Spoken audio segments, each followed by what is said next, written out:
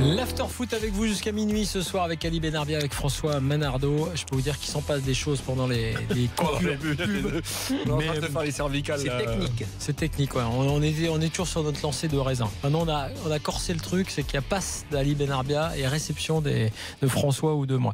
On va parler de Rennes maintenant, je vous l'ai dit. En vous rappelant quand même les résultats du soir pour les éliminatoires de la Coupe du Monde 2018, puisque l'Allemagne, comme prévu, s'est imposée très largement face à Saint-Marin, 7-0. Et on va en parler. Oui, une grosse branlée pour les Saint-Marinais. Je crois que Marinois. Qui, d'ailleurs, qui ont des stats particulières parce qu'ils étaient à moins 22, je crois, avant ce match. Donc, évidemment, ils seront à moins 29. L'Irlande du Nord a gagné 1-0 en Azerbaïdjan dans le même groupe. Et la Norvège et la République tchèque ont bien fait match nul. C'est terminé, un partout. C'est l'Allemagne qui est en tête de ce groupe. Le Monténégro, dans le groupe E, maintenant, a battu l'Arménie 4-1. La Danemark a gagné au Kazakhstan 3-1. Et la Pologne a battu la Roumanie 3-1. C'est la Pologne qui est en tête de ce groupe E. Et enfin, dans le groupe F, la Slovénie a battu Malte 2-0. 2-2 entre l'Écosse et l'Angleterre et 2-1 pour la Slovaquie en Lituanie. L'Angleterre est en tête. L'Angleterre, futur adversaire des Bleus. On va en parler tout à l'heure avec Philippe Auclair. Mais on va parler de Rennes maintenant. On est pour parler de Rennes avec Clément Gavard, notre influenceur rennais. Salut Clément. Salut à vous, bonsoir. Salut Clément. Tu connais parfaitement le microcosme rennais et là il faut avoir un spécialiste pour décrypter cette équipe qu'on a du mal à comprendre. Clément, tu le sais, qu'on a du mal à évaluer. On ne sait pas trop ce qui se passe. Paracétamol, Nuprofen. Tu as remarqué Clément que ça y est, en tout cas il y a des arrivées. Il y a pas encore suffisamment de départ, mais ça bouge du côté de Rennes. On peut s'exciter. Pourtant c'est des départs qu'il faut. C'était un peu une surprise. Là aujourd'hui on a fait deux officialisations en une demi-heure. Donc c'était un peu surprenant. Maintenant. Alors juste, on va les rappeler. Le joueur de Reims latéral Amari Traoré, 25 ans, qui est un Malien qui a donc déjà joué en Ligue 1, et le latéral de Nancy Fetou Mawassak, 18 ans, latéral gauche, qui va challenger. Les deux d'ailleurs vont challenger d'un côté Ludovic Ball et de l'autre Romain Danzé. Alors Mawassa apparemment serait plus pour jouer milieu gauche, donc plus haut. Donc on garderait Ball en latéral et Mawassa jouerait milieu, un peu plus offensif. Donc Traoré, c'était un peu attendu. Ça faisait quelques semaines. C'est une bonne idée d'ailleurs. D'après les spécialistes, je regardais un peu à droite à gauche. Là, c'est apparemment plutôt une bonne chose. Apparemment, ouais. Mais après, le mieux, apparemment, c'était Mawassa, qui était quand même courtisé par Séville, Monaco, Marseille, il me semble. Donc, qui était assez demandé. Rousselot demandait 10 millions d'euros. Donc, je sais pas si on a sorti le chéquier pour ce joueur. Ça me paraît un peu bizarre. C'est un peu étrange, quoi. Mais apparemment, gros potentiel. Faut peut-être qu'ils vont donner le salaire d'Armand. Peut-être, ouais, c'est possible. Vu qu'on a perdu Armand, Costil et des gros salaires, bon, pourquoi pas. Mais c'est un peu bizarre de voir qu'on peut sortir le chéquier éventuellement pour ce joueur. Donc du coup, à Rennes, nous, on espère que maintenant, on va sortir le chéquier pour un neuf, un attaquant, un buteur, quoi. Ouais. Alors justement, quelles sont les priorités? Ali disait tout à l'heure, dans plusieurs clubs, c'est le cas. Il faut dégraisser, non? On le disait déjà l'été dernier, mais. Oui, en fait, à Rennes, on a deux grands enjeux pour ce mercato. C'est alléger l'effectif qui a été pléthorique depuis Montagnier et la connerie de recruter des dizaines de joueurs. Combien de joueurs en dessous d'effectif? Et vous approchez pas les 40. Il y avait 44 à une époque. Avec les retours de prêt en plus. Il dépasse les 40. C'est peut-être plus le cas. Il y avait 44 à une époque, mais je sais pas. On dépasse les 40, mais il faut savoir aussi qu'on a sécurisé un peu les jeunes. Après l'erreur d'Embélé, on a vraiment fait signer des jeunes pros pour qu'ils puissent pas partir à droite à gauche trop rapidement. Donc on doit avoir signé au moins 10 jeunes de 18 à 20 ans en pro en 1 an et demi ou 2 ans. Donc ça compte aussi. Maintenant on avait aussi des Pedro Henrique, on a encore Zéphane, Cavaré, on avait Lenjani, des joueurs qui ont joué 3 matchs, qui sont moyens voire mauvais. On a empilé un peu bêtement et du coup il faut quand même un peu alléger ça d'abord et ensuite se renforcer sans recruter en masse, quoi. Faites le bonheur des agents de seconde zone. Non, ce que je ne comprends pas, c'est que Zéphane est un bon joueur, mais si un joueur ne joue pas, Njani pareil, c'est celui qui est à Nantes, c'est ça? Le gaucher? Ouais, on l'a prêté à Nantes 6 mois, mais moi je suis pas convaincu ni par Njani ni par Zéphane. Zéphane, il a fait un bon début, un match à Lyon un peu fou, il marque, il est bon, et derrière plus rien, arrière droit c'est très moyen. Après en offensif, c'est pas un mec qui va marquer ou être décisif. Donc, pour moi, j'arrive pas à comprendre ce recrutement. Cavaré, il est arrivé, il s'est blessé. Parce que chez vous, les latéraux arrière droit, vous n'avez pas grand-chose. Arrière droit, maintenant, on a quand même Danzé, Cavaré, Zéphane et Traoré. Dis-moi, Danzé, depuis toutes les années, Danzé, t'en as marqué beaucoup de buts? Ah non, T'en as fait marquer. un arrière droit, c'est pas pour marquer des buts. Après, C'est ce que tu me dis pour Zéphane. Non, mais parce que Zéphane dans un rôle plus offensif, parce que Montagnier à un moment l'a mis milieu droit. Ah, parce que offensif, Zéphane, au il est début. très offensif, Zéphane. Ouais. Bah oui, mais justement, c'est quand on le met en défense latérale, bah, il est très moyen, parce que défensivement, il se prend dans son dos. Enfin, moi, il m'a pas convaincu, ni en pro, ni en CFA. Alors, les priorités, tu l'as dit, c'est quoi? Parce que on sait que Gourcuff essaie de construire quand même une sorte d'équipe type. Peut-être d'ailleurs en faisant, en modifiant le profil de son fils, hein, en le faisant Déjà, reculer un peu. Est-ce qu'il reste au club? Oui, il reste, Johan. Justement, pour moi, déjà une priorité, c'est que Gourcuff arrête de mettre son fils, Johan, dans les deux de devant, parce que pour moi, ça a été un des gros soucis. Figure-toi que d'après nos informations, effectivement, il y a l'idée de le faire reculer. Ce serait pas une mauvaise idée. C'est pas une mauvaise idée par rapport à son profil. Outre la technique, il a une caisse extraordinaire, Johan Gourcuff. Exactement. Non, et puis c'est son poste. Lui n'était. Non, n'oublie pas. Attends, il a jamais joué meneur de jeu. Il aime bien jouer à côté du 6. On va et dire chaque 8. fois, si elle se sent bien. Non. On va dire plutôt pas 8 à l'ancienne. 8 maintenant. Nouvelle génération, parce que des meneurs de jeu, t'en as plus. Et là, il est bon quand il va à côté du 6 et qu'il commence les actions. Il n'aime pas rester devant. Il n'aime pas il aime pas rester devant, mais il a quand même un profil, alors oui, à côté du 6, mais il peut aussi être un joueur qui a une vraie capacité de meneur de jeu. Moi, je l'ai vu, il y a eu des essais. Écoute, il y a eu des essais en équipe de France où il était milieu relayeur, parce qu'il y a eu un moment donné, on avait fait des matchs de préparation pour la Coupe du Monde en 2010 où c'était un 4-3-3 et il mettait Johan Gourcuff à droite qui était pendant de Florent Malouda à gauche, ce qui permettait enfin à Ribéry d'être sur le côté gauche avec Malouda derrière. Et c'est pas mal, il a la caisse, évidemment il a du ballon. Et c'était le Gourcuff de cette époque-là, qui était franchement pas mal. Mais il a aussi, Ali, quand même de vraies qualités de meneur de jeu. Bien sûr, mais il a tendance. Mais c'est pas mal s'il recule. Non, mais regarde, tu verras bien, il a tendance à redescendre trop bas. Je parle pour un meneur de jeu. Donc, vaut mieux le mettre directement plus bas pour qu'il aille devant surtout et qu'il pour soit face au jeu. Non, mais il va nettoyer le jeu de Rennes, surtout. Clément, un mot justement sur cette colonne, cette épine dorsale, cette colonne vertébrale là, que veut mettre Gourcuff. On dit que Ben Sebaini, il y compte beaucoup. Donc, Gourcuff, évidemment. Mais tu le disais, ce qui va pêcher, ce qu'il faut recruter, c'est devant. Bah oui, devant, oui. On a Sio serait apparemment sur le départ. Donc Gourcuff, je n'ai pas fan de Sio. C'est pas un buteur. Bon, il bosse devant, mais bon, c'est pas un buteur. Il a pas le sens du but. On a Moubélé, mais bon, Moubélé, il a progressé, c'est vrai, c'est pas mal. Mais c'est pas non plus un buteur. Donc il faut vraiment qu'on recrute un 9, voire 2. Si on perd Sio et Saïd, parce que Saïd aussi est convoité. Non, moi, c'est Saïd que j'aime bien. Et je comprends pas que Gourcuff ne lui a pas fait vraiment confiance. Justement, Saïd, le problème, c'est qu'il a beaucoup promené. Il a mis un peu à gauche, un peu à droite, parfois dans l'axe. Alors que c'est un avant-centre. Saïd, c'est dans l'axe. Donc, oui, il est très bon avant-centre. Moi, j'aime bien. Peut-être un doublure. Cela dit, il faudra recruter. Si au part, et c'est peut-être même un bien pour Rennes, il faudra effectivement, comme le dit Clément, prendre au moins un attaquant.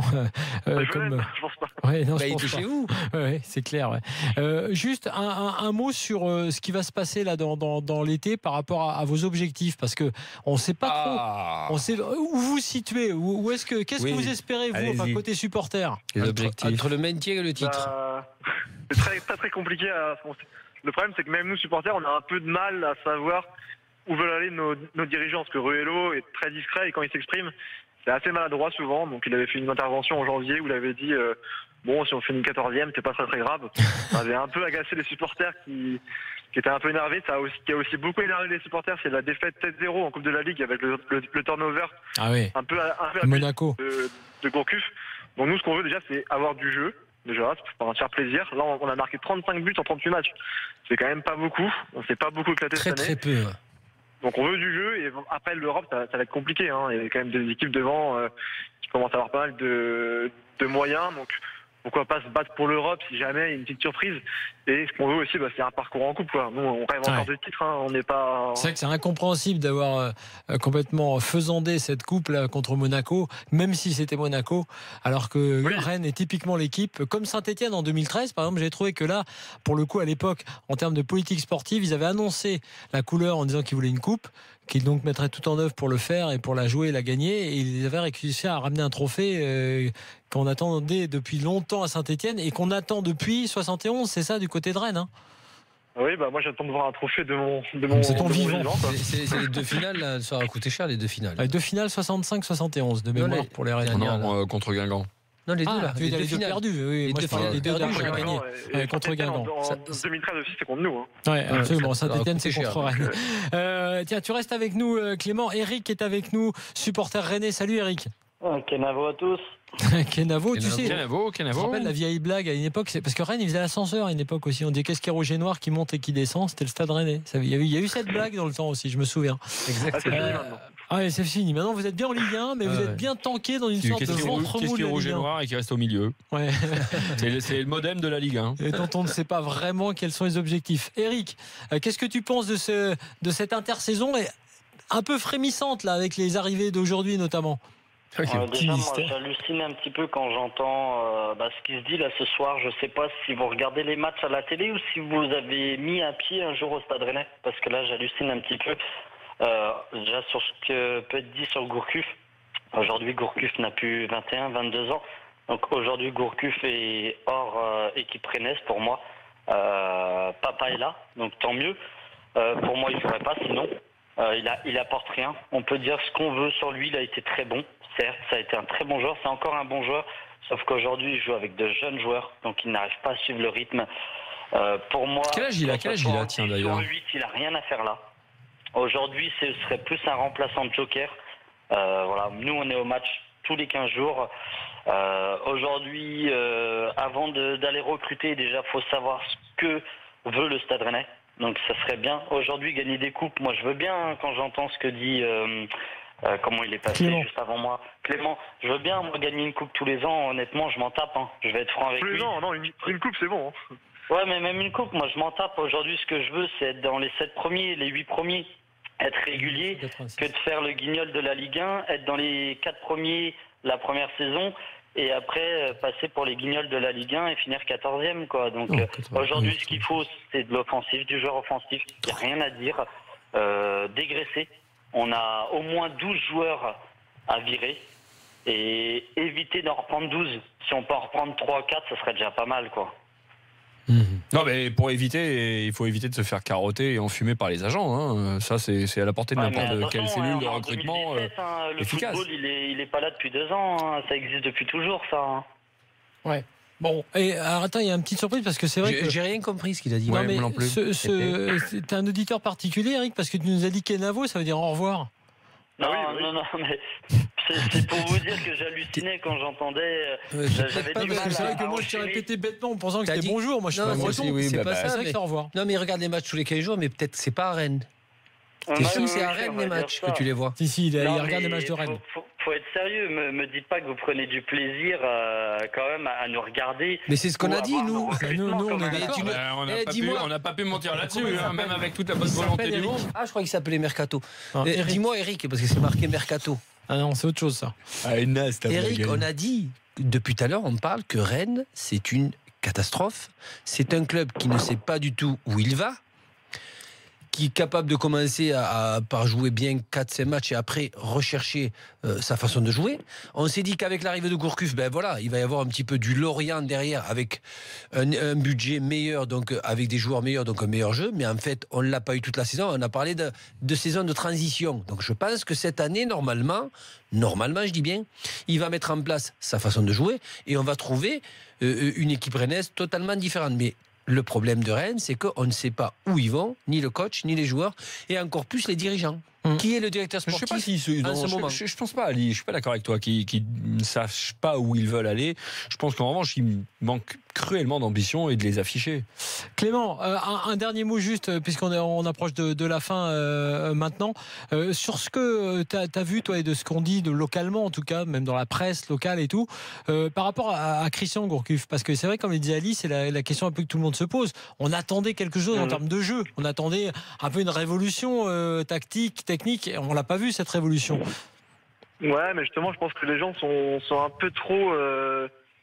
ensorcelé par Gourcuff. Il a fait du bon boulot à Lorient, mais c'était un contexte différent. Donc voilà, Gourcuff, c'est quelqu'un qui est assez têtu avec son 4-4-2. Il a ses idées un peu arrêtées, il a du mal un peu à se mettre en question.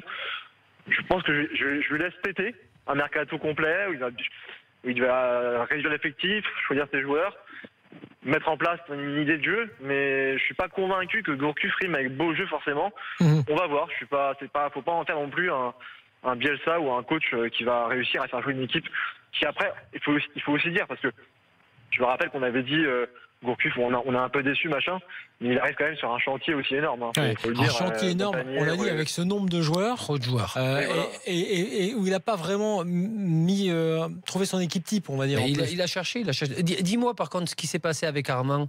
T'as aimé ou pas du tout dernier match? On rappelle que l'hommage n'a pas, il n'est pas entré en jeu. Gourcuff a dit que surtout qu'ils n'avaient rien à gagner. Mais justement, en fait, le problème avec Gourcuff, c'est qu'il manque un peu cruellement d'émotion en fait dans le sport. C'est un prof de maths. Un peu froid. Mais enfin, on peut en parler parfois de ça, parce que moi je pense qu'il est convaincant dans ses préceptes. Mais si t'as pas d'émotion dans le football, il est convaincu, dans ses préceptes de jeu, mais pas convaincant auprès de ses joueurs. C'est clair, merci. Et c'est important.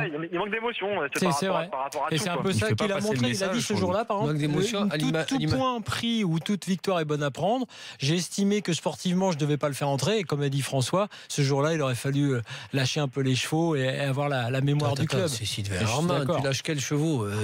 Clément, c'est pas un joueur de la CFA qui vient d'un coup faire un match. Non, mais je suis entièrement d'accord. Merci Clément en tout cas d'avoir été avec nous. Merci. Un petit mot rapidement à mon colocataire Romain Lochet qui a été choisi par Jérôme Bretagne pour le match de l'After. Donc rendez-vous le 26 juin. Bienvenue à lui, en tout cas, Romain qui sera dans l'équipe de Jérôme. Merci Clément. Il a fait trop de bruit, donc il fasse moins de bruit. Non, son colocataire, ça va, il est avec lui. Merci à Clément, qui était avec nous, et Romain qui sera donc au match de l'After dans l'équipe de Jérôme Bretagne. Match de l'After lundi 26 juin à 18h, on y sera tous. Et l'After revient dans quelques instants. Grosse page étranger, on va aller en Angleterre et en Allemagne. Et puis on va aussi parler de Lille. Appelez-nous, supporters lillois, au 32-16 pour nous dire ce que vous espérez de la page qui s'ouvre avec Marcelo Bielsa. À tout de suite.